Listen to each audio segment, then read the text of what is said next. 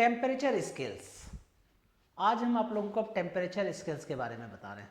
देखिए एक्चुअल में temperature scales क्या होता है। अगर हम लोग टेम्परेचर मेजर करना है कि इस रूम का टेम्परेचर कितना है, या बाहर का टेम्परेचर कितना है, या ह्यूमन बॉडी का टेम्परेचर कितना है। कोई बोलेगा सर बाहर का टेम्परेचर अभी 25 डिग्री सेल्सियस है, समथिंग डिग्री फ़ारेनहाइट है, सम केल्विन है। तो ये सब है क्या? ये सबको टेम्परेचर स्केल्स कहते हैं। कहने का मतलब क्या है कि एक ही टेम्परेचर है, उसको अलग अलग फॉर्म में बताना है। डिग्री सेल्सियस में बताना है, डिग्री सेल्सियस में, डिग्री फ़ारेनहाइट में, केल्विन में, इस तरह से बताया जाता है। तो टेम्परेचर स्केल सबसे पहले जो हम लोग टेम्परेचर स्केल्स बनाएंगे, इसका लॉजिक क्या है, कहाँ से बनाते हैं, कैसे पता चलता है कि टेम्परेचर स्केल्स में बनाना है। देखिए अगर टेम्परेचर बढ़ाएंगे तो किसी भी सबस्टेंस का टेम्परेचर बढ़ाने से उसके प्रॉपर्टी में चेंज होता है।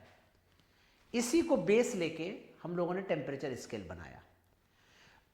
इसी प्रॉपर्टी को अप्लाई करके हमने एक डिवाइस बनाया जिसको थर्मोमीटर कहते हैं।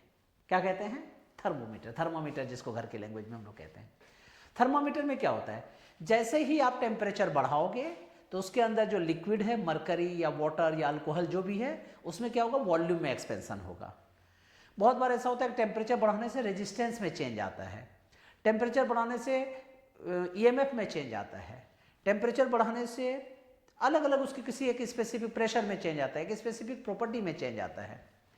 तो यही इसका बेस है टेम्परेचर स्केल को बनाने का, या कोई भी डिवाइस को, टेम्परेचर डिवाइस को क्रिएट करने का। तो टेम्परेचर स्केल कितने टाइप्स के होते हैं? जनरली 4 होते थे, लेकिन अब हम लोग मेनली 3 पढ़ेंगे, क्योंकि रोमर जो है वो पहले लेबोरेटरी में यूज होता था, आजकल अब नहीं होता है। तो जनरली 3 टेम्परेचर स्केल से, फर्स्ट को कहते हैं फ़ारेनहाइट, दूसरे को क्या कहते हैं सेल्सियस, थर्ड वाले को क्या कहते हैं Kelvin. Means you know there are the 3 temperature scales. First one is called Fahrenheit, second one is called Celsius, and third one is called Kelvin. Clear है यहाँ तक? अब इसका बेस क्या है? देखो वाटर जो है मोस्टली हर जगह पाया जाता है, यूनिवर्सल सॉल्वेंट उसको कहा जाता है। तो इसलिए वाटर को ही बेस ले लिया गया कि वाटर का फ्रीजिंग पॉइंट क्या होगा। तो फ्रीजिंग पॉइंट ऑफ वाटर जो है ये लोअर वैल्यू माना जाएगा, और बॉइलिंग पॉइंट ऑफ वाटर जो है वो हायर वैल्यू लिया जाएगा। टेम्परेचर स्केल को ऐसे ही डिजाइन किया गया। तो देखो freezing point of water degree Fahrenheit में कितना होता है बच्चा? 32 डिग्री फ़ारेनहाइट। क्लियर है मेरी बातें? और बॉइलिंग पॉइंट ऑफ वाटर कितना होता है? 212 डिग्री फ़ारेनहाइट। अब डिग्री सेल्सियस में जब मेजर करते हैं तो फ्रीजिंग पॉइंट ऑफ वाटर क्या होता है? 0 डिग्री सेल्सियस, और बॉइलिंग पॉइंट ऑफ वाटर क्या होता है? 100 डिग्री सेल्सियस। कहने का मतलब क्या है कि यह 32 से 212 मतलब 180 पार्ट में डिवीजन है। इसमें 0 से लेकर 100 मतलब 100 पार्ट में डिवीजन है। सिमिलरली केल्विन का फ्रीजिंग पॉइंट ऑफ वाटर क्या होता है? 273.15 केल्विन। कुछ बुक्स में 16 भी लिखा होता है, वो 15 नंबर कुछ 57 कुछ इस टाइप का होता है, इसलिए उसको अप्रोक्सीमेट किया गया है, कुछ ओमिशन भी है इसमें। तो 273.15 केल्विन। और इसका बॉइलिंग पॉइंट ऑफ वाटर कितना है बच्चा? 373.15 केल्विन। यहाँ तक क्लियर है मेरी बातें? इसमें भी तुम देखोगे 100 डिवीजन है। अब जब वाटर का फ्रीजिंग पॉइंट बॉइलिंग पॉइंट से हमने डिग्री सेल्सियस हमने रिप्रेजेंट कर दिया, यहाँ तक तो ठीक है। अब अगर मुझे पता करना हो कि सर 0 डिग्री फ़ारेनहाइट कितने सेल्सियस के बराबर होता है, तो -18 डिग्री सेल्सियस के इक्वल होता है। सर कैसे पता? तो मैं एक फॉर्मूला डेवलप करूंगा, उसमें सब बताऊंगा। केल्विन में क्या होता है? 255 केल्विन होता है। अब एब्सोल्यूट 0 की वैल्यू क्या होती है सर फ़ारेनहाइट में? -460 degree Fahrenheit.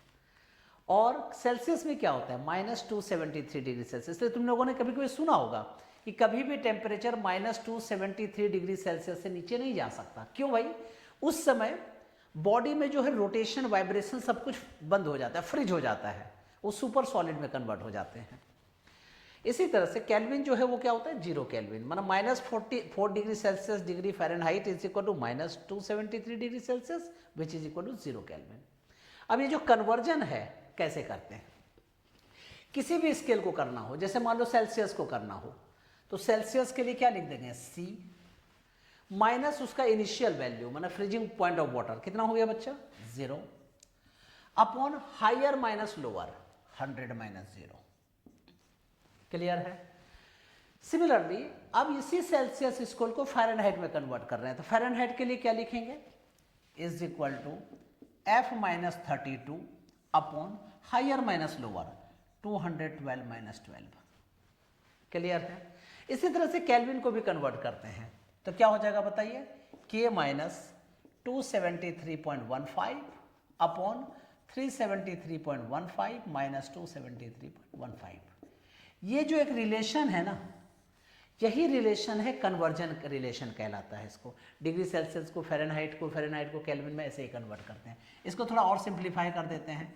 C upon 100 is equal to F minus 32 upon 180 is equal to K minus 273 upon 100। अगर मुझे डिग्री सेल्सियस को फ़ारेनहाइट में कन्वर्ट करना है, ठीक है, तब कैसा होगा? तो देखो ये 0 0 कट 5 और ये हो गया 9, तो you know C upon 5 is equal to F minus 32 upon 9। अब मुझे डिग्री सेल्सियस को फ़ारेनहाइट में चेंज करना है, तो 5 को उधर ले जाइए। फ़ारेनहाइट को डिग्री सेल्सियस में ले जाना है, तो कैसे कर सकते हैं हम लोग? You know F minus 32 is equal to 9 upon 5 into C, then you know Fahrenheit is equal to 9C upon 5। पहले देख लीजिए, 9 को हमने इधर लेते आए, तो 9C upon 5 is equal to F minus 32। तो 9C अपॉन 5 माइनस 32 है, अगली साइड लेके चले जाइए, प्लस 32। ये कन्वर्जन हो गया। अब सिमिलरली अगर तुम्हें पूछा जाए कि सर सेल्सियस को केल्विन में चेंज करना है, तब कैसे करेंगे? तो C upon 100 is equal to you know K minus 273.15 upon 100।